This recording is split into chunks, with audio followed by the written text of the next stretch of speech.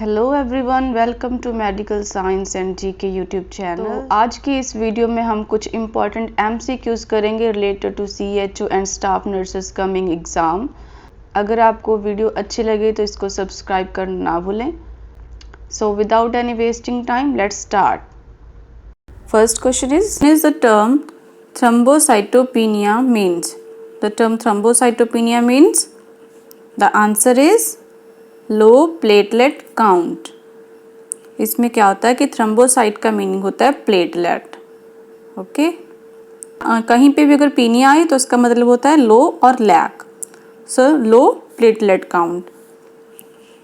Thrombocyte means platelet, penia means low platelet count. तो answer is low platelet count.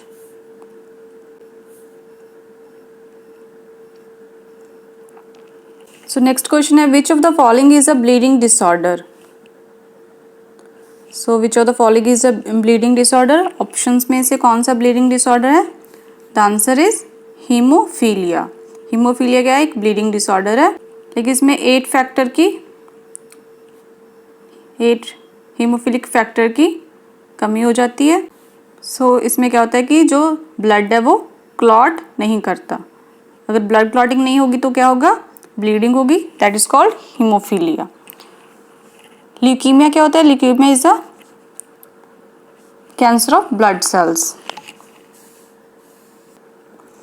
Anaemia is a low HB और RBCs।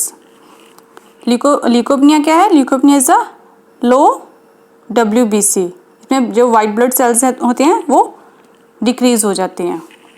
So the bleeding disorder is a haemophilia. So next is which of the following bone is called collar bone? Collar bone किस bone को बोलते हैं? Answer है clavicle bone. जो हमारी clavicle bone होती है इसको कॉलर बोन बोला जाता है और ब्यूटी बोन भी बोला जाता है। Is also called collar bone और beauty bone. So answer is clavicle. Next question is the rate of drug absorption is greatest in the. So drug की जो एब्जॉर्प्शन होती है वो हमारे सिस्टम में, हमारी बॉडी में सबसे ज़्यादा कहाँ पे होती है? मैक्सिमम एब्जॉर्प्शन रेट कहाँ पे होती है? In the small intestine. ठीक है, so the right answer is small intestine. Next question is which of the following is the master gland of the endocrine system?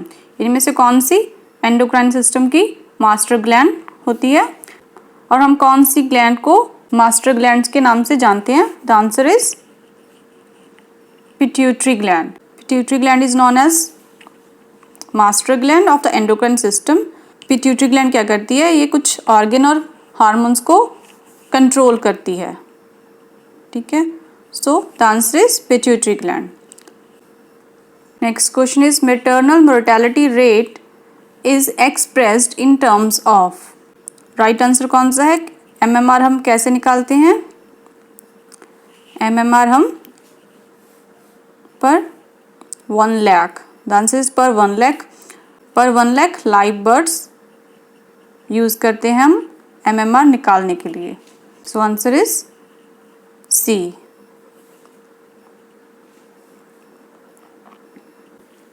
Next is a woman who never give birth to a child is. मतलब woman जो जिसने कभी भी birth नहीं दिया उसको क्या बोलते हैं? Nullipara. Nullipara is the answer. A woman who never give birth to a child is known as nullipara. Next question is increased pigmentation in the face during pregnancy is called. So the options are linea nigra, stria gravida, chloasma, caput medusa. So the right answer is chloasma. इसमें क्या होता है कि pregnancy में face पे hyper pigmentation हो जाती है। हाइपर पिगमेंटेशन के कारण क्या होता है कि जो फेस पे ब्लैक कलर के धब्बे पड़ जाते हैं और छाइयाँ पड़ जाती हैं, उसको हम क्लॉस्मा कहते हैं।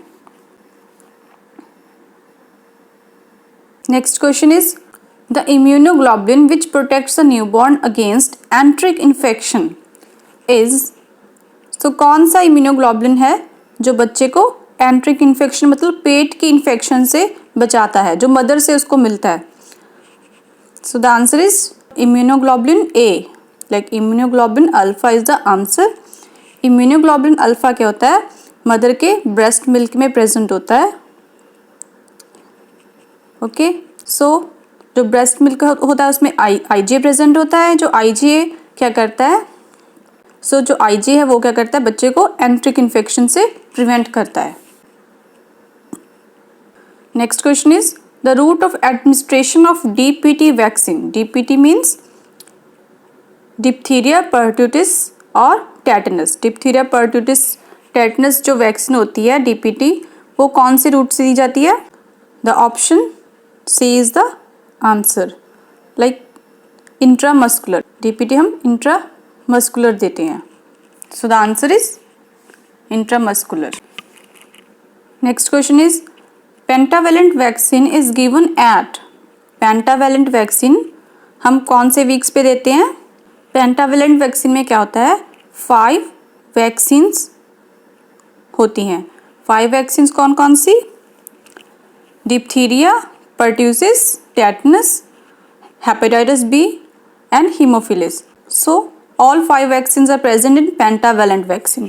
When the vaccine is given at, the answer is D, at 6 weeks, 10 weeks or 14 weeks. Pentavalent vaccine is given first at 6 weeks, then 10 weeks, then 14 weeks. So answer is D. Next is the only way to limit the size and control the interval between birth is by.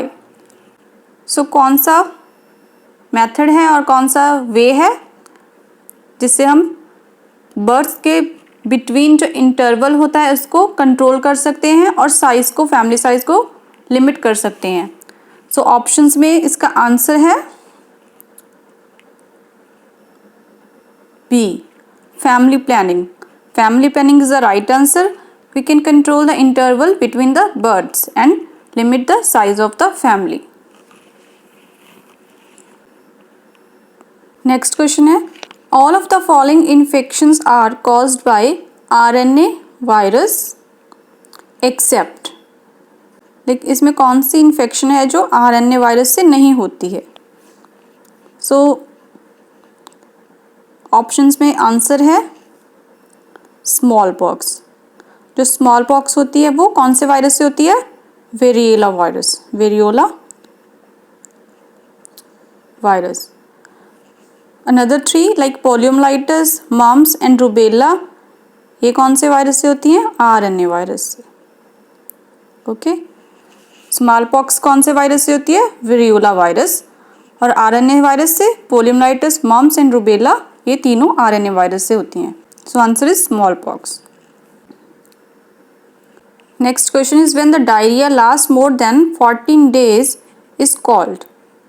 Like if the diarrhoea last more than 14 days is called, the answer is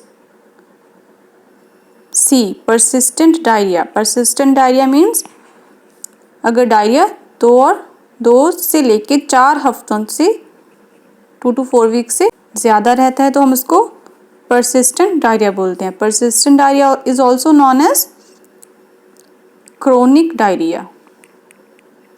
okay, अगर diarrhoea 14 दिनों से ज़्यादा रहता है तो हम उसको chronic और persistent डायरिया बोलते हैं। So the answer is C. Next question is a protozoal disease caused by infection with parasites of the genus Plasmodium. So which of the following option is correct that cause protozoal disease? So it's very easy question. The answer is B, malaria. Malaria is caused by Plasmodium. सो कैसे spread होता है malaria? Malaria जो female एनाफ्लिस mosquito होती है, उसके काटने से malaria फैलता है। So it is caused by Plasmodium and spread by the female Anopheles mosquito. Next question is plasma of the blood is made up of. Plasma of the blood is made up of. Plasma कैसे बनता है? Plasma contains, the answer is D. Plasma contains protein, water and salt. Protein, water and salt contained in plasma. Okay. So plasma में क्या होता है? Protein, water and salt. Next question is the cessation of menstrual cycles at the end of a woman's reproductive year is referred to as. Cessation of menstrual cycle is known as, correct answer is menopause. Menopause is the right answer. Menopause means cessation of menstrual cycle. Amenorrhea means absence of menstrual cycle but in a young age. Menorrhagia means excessive bleeding. Menarche means first occurrence of menstrual cycle. So menarche is first occurrence of menstrual cycle. Menopause is cessation of menstrual cycle. Menorrhagia excessive bleeding. Amenorrhea absence of menstrual cycle. So the answer is C. Next question is which client is at a greatest risk for a cesarean section due to cephalopelvic disproportion और CPD. लेकिन इसमें CPD के कारण कौन से client में caesarean section का risk greatest होता है, ज़्यादा होता है? The options are first is 25 years old gravida 2 para 1, 30 years old gravida 3 para 2, 17 year old gravida 1 para 0 और 32 years old gravida 1 para 0. The right answer is C. 17 years old gravida 1 para 0. जो 17 years old client होगा उसमें क्या होगा? ज़्यादा chance होंगे caesarean section के, क्योंकि जो 18 साल से कम उम्र की पेशेंट होगी उसका पेल्विस क्या होगा? स्मॉल होगा। पेल्विस की ग्रोथ प्रॉपर नहीं हुई होगी। पेल्विस की ग्रोथ कम होने के कारण सीपीडी के चांस ज़्यादा होंगे। अगर सीपीडी होगा तो क्या होगा? सिजेरियन सेक्शन होगा। So the C option is right answer, that the client of 17-year-old gravida 1 para 0 has a greatest risk for a cesarean section due to CPD. So next question is, the nurse understands that the diagnosis of oral cancer is confirmed with. Oral cancer, इसमें आपको पूछा गया कि oral cancer का confirmatory test कौन सा है? So we have options biopsy, gram stain, oral culture or oral washing for cystology. So the right answer is biopsy. Biopsy is the confirmatory test for the oral cancer. Biopsy means live cell examination.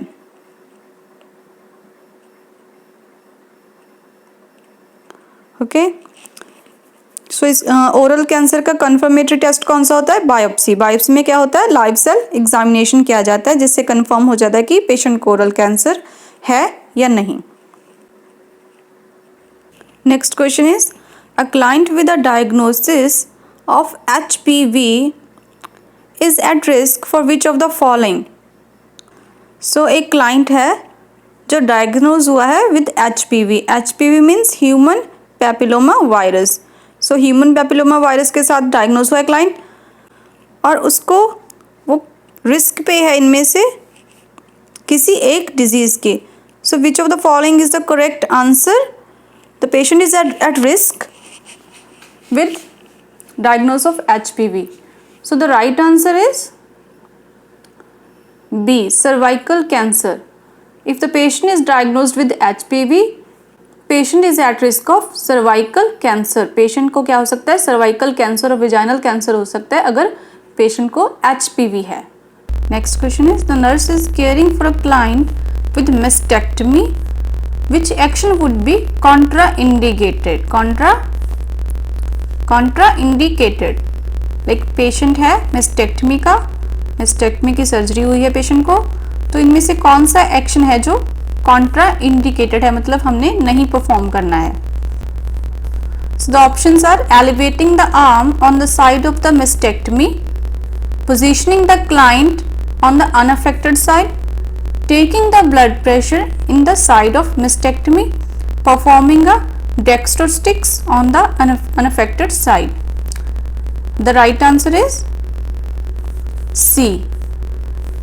So taking the blood pressure in the side of the mastectomy. अगर patient की mastectomy की surgery हुई है तो हमने कभी भी उसके अफेक्टेड आर्म से क्या करना है, ब्लड प्रेशर नहीं लेना है. सो जो मेस्टेक्टमी की साइड है उससे ना ही कभी ब्लड प्रेशर लेना है और ना ही कभी हमने कोई ब्लड सैंपल लेना है. ठीक है, किसी भी तरह का कोई भी प्रेशर हमने उस आर्म पे नहीं डालना है. हमेशा इसको क्या करना है, एलिवेट करके रखना है और पेशेंट को अनअफेक्टेड साइड पे पोजीशनिंग करनी है. So the right answer is C. Next question is which of the following is the best indicator of the diagnosis of HIV. इसमें हमने क्या करना है, HIV का best indicator means confirmatory test बताना है. सो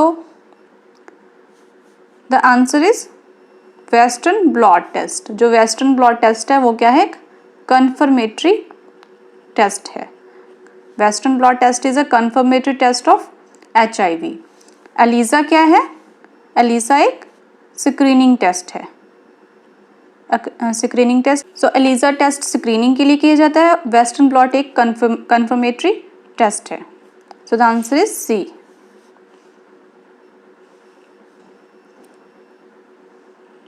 Next question is vitamin K is administered to the newborn shortly after birth for which of the following reasons. Newborn को after birth vitamin K का इंजेक्शन दिया जाता है. सो इसमें से कौन सी ऑप्शन करेक्ट है, इसका कौन सा रीज़न है जिसके कारण हम विटामिन K न्यूबॉर्न को शॉर्टली आफ्टर बर्थ एडमिनिस्टर करते हैं. Right answer is D, to facilitate clotting. एक बच्चे में क्या होता है, न्यूबॉर्न में विटामिन K की कमी होती है, लो विटामिन K होता है, जिसके कारण उसको ब्लीडिंग डिसऑर्डर्स हो सकते हैं, ब्लीडिंग डिजीज़ हो सकती है. सो क्लॉटिंग को फैसिलिटेट करने के लिए क्लॉटिंग हम बच्चे को तुरंत आफ्टर बर्थ विटामिन K का इंजेक्शन देते हैं. So vitamin K is administered to newborn after birth to prevent the bleeding disorders.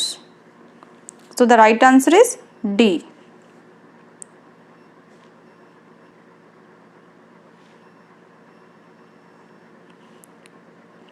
Next question is lidocaine is a medication frequently ordered for the client experiencing. Like कौन से client को, कौन से patient को हम lidocaine medication frequently देते हैं. The right answer is B, ventricular tachycardia. अगर पेशेंट को वेंट्रिकुलर टैकीकार्डिया है तो हम पेशेंट को क्या कौन सी मेडिकेशन फ्रीक्वेंटली देते हैं, lidocaine. Okay, so the right answer is B, ventricular tachycardia.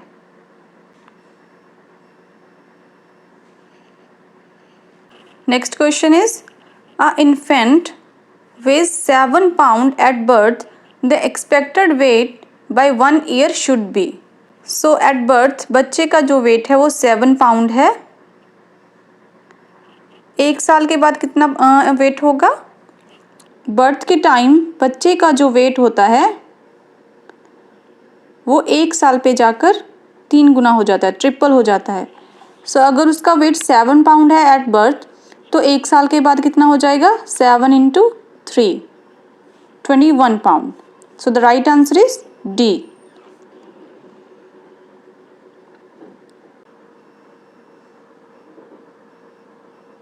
Next question is the nurse is caring for a client with ascites which is the best method to use for determine early ascites. So एक nurse है जो ascites वाले patient की care कर रही है। इनमें से कौन सा बेस्ट मेथड है जो हम यूज़ कर सकते हैं अर्ली एसाइटिस के लिए। सो अगर आपको अर्ली एसाइटिस को डिटरमाइन करना है तो उसके लिए हम क्या करेंगे, daily measurement of abdominal girth. So the right answer is C. Patient को अगर एसाइटिस है तो उसको अर्ली डिटेक्ट करने के लिए हम पेशेंट की एब्डोमिनल गर्थ को डेली मेजर करेंगे। So this is the best method to detect early ascites. The answer is C. Next question is a priority nursing diagnosis for a child being admitted from surgery following a tonsillectomy.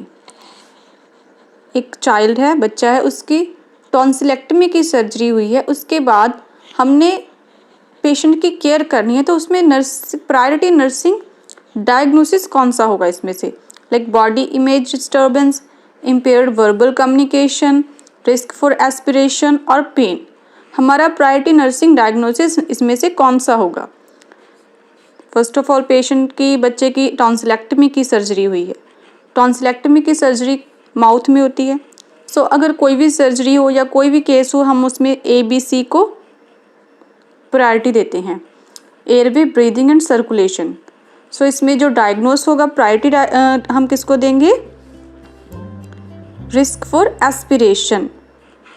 जो बच्चा क्या कर सकता है, वो aspirate कर सकता है। सो इसीलिए हम किस डायग्नोस को प्रायोरिटी देंगे, किस नर्सिंग डायग्नोस को प्रायोरिटी देंगे, रिस्क फॉर एस्पिरेशन को। So answer is C.